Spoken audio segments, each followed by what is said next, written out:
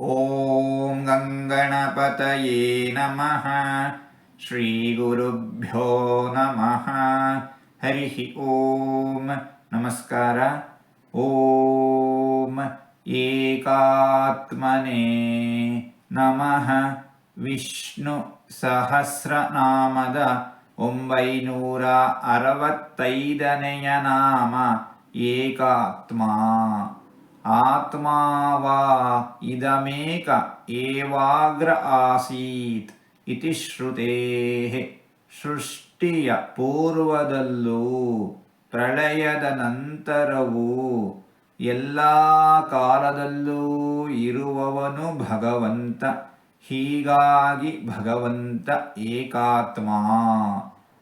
ರೋಗ, ಮುಪ್ಪು ಇತ್ಯಾದಿ ಯಾವುದೇ ವಿಕಾರಗಳು, ನ್ಯೂನತೆಗಳು ಭಗವಂತನಿಗೆ ಇಲ್ಲ.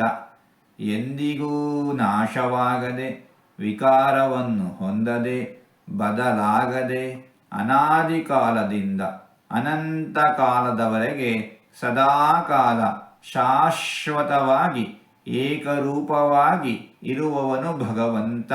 ಹೀಗಾಗಿ ಭಗವಂತ ಏಕಾತ್ಮ. ಏಕ ಆತ್ಮ ಅಂದರೆ ಮುಖ್ಯ ಸ್ವಾಮಿ. ಸೃಷ್ಟಿಕರ್ತನಾದ ಬ್ರಹ್ಮನಿಗೂ ಸರ್ವರಿಗೂ ಸರ್ವಕ್ಕೂ ಒಡೆಯ ಭಗವಂತ. ಹೀಗಾಗಿ ಭಗವಂತ ಏಕಾತ್ಮ.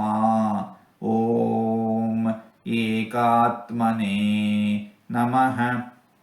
ಹೀಗೆ 4 ತೊದಲು ಮಾತುಗಳನ್ನು ಆಡಿದ್ದೇನೆ.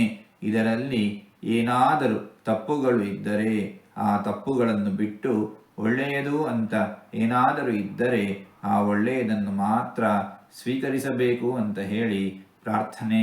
ಈ ನುಡಿಗಳನ್ನೆಲ್ಲ ಆಡಿಸಿದ ಭಗವಂತನಿಗೇ ಸರ್ವವೂ ಸಮರ್ಪಿತ. ಸರ್ವಂ ಶ್ರೀಕೃಷ್ಣಾರ್ಪಣಮಸ್ತು.